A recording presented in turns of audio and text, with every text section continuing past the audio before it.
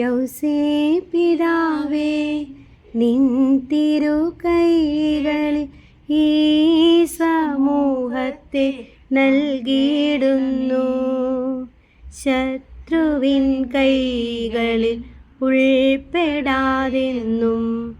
ഈ സമൂഹത്തെ കാക്കേണമേ.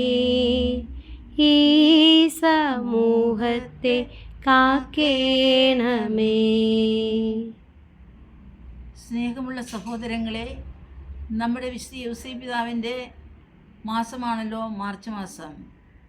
മാർച്ച് മാസത്തിലൂടെ കടന്നു പോയപ്പോൾ തിരുസഭാ മാതാവ് എത്രയും പ്രഗത്ഭനായ വിശുദ്ധ യൗസേപ്പിതാവിൻ്റെ തിരുനാളുകൾ ആഘോഷിക്കുവാൻ എല്ലാ പള്ളികളും തയ്യാറായി.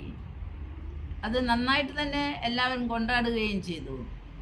ഇപ്പോൾ നമുക്ക് നമ്മളെ സംബന്ധിച്ച് പറയുകയാണെങ്കിൽ പെരുന്നാളുകളൊക്കെ ആഘോഷങ്ങളൊക്കെ കൊണ്ടാടുകയും അതേസമയം നമ്മുടെ ജീവിതത്തിലേക്ക് ഒന്നുമില്ലാതെയായിരിക്കുകയും ചെയ്യുന്ന സാഹചര്യങ്ങളാണ് കാണുവാൻ സാധിക്കുന്നത്.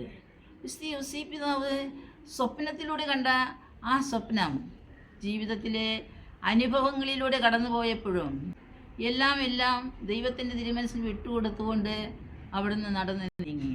അത് നടന്നു നീങ്ങിയത് 1-2 ദിവസമല്ല, മരണം വരെ. ഏതെല്ലാം ബുദ്ധിമുട്ടുകളിലും സാഹചര്യങ്ങളിലും കഷ്ടപ്പാടുകളിലൂടെ കടന്നുപോയപ്പോഴും വിശുദ്ധ യൗസേപ്പിതാവ് അത് സ്നേഹത്തോടെ സന്തോഷത്തോടെ ആ സ്വപ്നം പൂവണിയിക്കുകയാണ് ചെയ്തത്. സ്നേഹമുള്ളവരെ, നമ്മളുടെ ജീവിതത്തിലും ഇതുപോലെ അനുഭവങ്ങളിലൂടെ കടന്നു വരുമ്പോൾ ജീവിതത്തിലൂടെ കാട്ടിക്കൊടുക്കുവാൻ സാധിക്കണം. പരിശുദ്ധ അമ്മയും അതുതന്നെയാണ്. ദൈവ തിരുമനസ്സിന് കീഴ്വഴങ്ങിക്കൊണ്ട് അവിടുന്ന് കടന്നുപോയ ജീവിതങ്ങൾ. നമ്മുടെ ഉണ്ണിയേശുവും അതുതന്നെയാണ്. ഈ തിരുക്കുടുംബം നമുക്ക് നൽകുന്ന ഒരു സാക്ഷ്യമാണ്. അവരുടെ ഇന്നത്തെ ജീവിതം നമുക്ക് കാണിച്ചു തരികയാണ്. നമ്മുടെ കുടുംബങ്ങളിലും അത് സാധിച്ചു കൊടുക്കണം. കാരണം നമ്മൾ അവർക്ക് മാതൃകയായിരിക്കണം. ഓരോ കുടുംബവും വിശുദ്ധ തിരുക്കുടുംബമായി തീരണം. വിശുദ്ധ തിരുക്കുടുംബത്തിൻ്റെ തിരുനാൾ ആഘോഷം മാത്രം പോരാ, ജീവിത അനുഭവം കൂടി നമ്മൾ ഉൾക്കൊള്ളണം. അതാണ് നാം ചെയ്യേണ്ടത്. ഒരു ഉദാഹരണം പറയുകയാണെങ്കിൽ, ഈ യൗസേപ്പിതാവ് ഒരുപാട് അത്ഭുതങ്ങൾ ചെയ്ത മനുഷ്യനാണ്.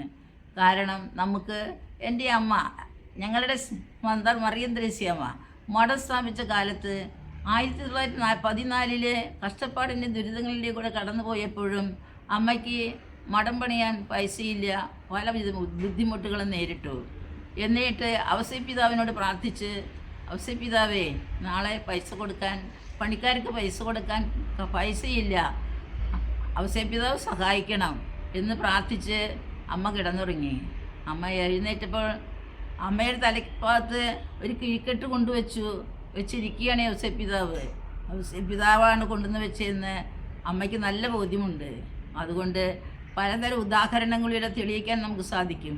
ദൈവത്തിൻ്റെ കരുണ കടന്നു വരുമ്പോൾ ധാരാളം അനുഗ്രഹങ്ങൾ നമ്മുടെ കുടുംബത്തിലും നമ്മുടെ ജീവിതത്തിലും ഓരോ കുടുംബങ്ങളിലും സ്വന്തമായി സമൂഹമായും ജീവിക്കുന്ന നമ്മളെല്ലാവരും സ്നേഹത്തിൻ്റെയും സന്തോഷത്തിൻ്റെയും സമാധാനത്തിൻ്റെയും ഐശ്വര്യത്തിൻ്റെയും നല്ല ജീവിതം മറ്റുള്ളവർക്ക് കാണിച്ചു കൊടുക്കാൻ സാധിക്കണം.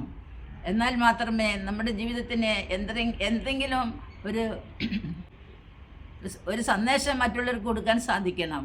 അതുപോലെ തന്നെ ഈസ്റ്റർ കടന്നു വരികയാണ്. നമുക്കെല്ലാവർക്കും ഈസ്റ്ററിൻ്റെ എല്ലാവിധ ആശംസകളും പ്രാർത്ഥനകളും നേർന്നുകൊണ്ട് എൻ്റെ ചെറിയ വാക്കുകൾ നിർത്തുന്നു. നന്ദി.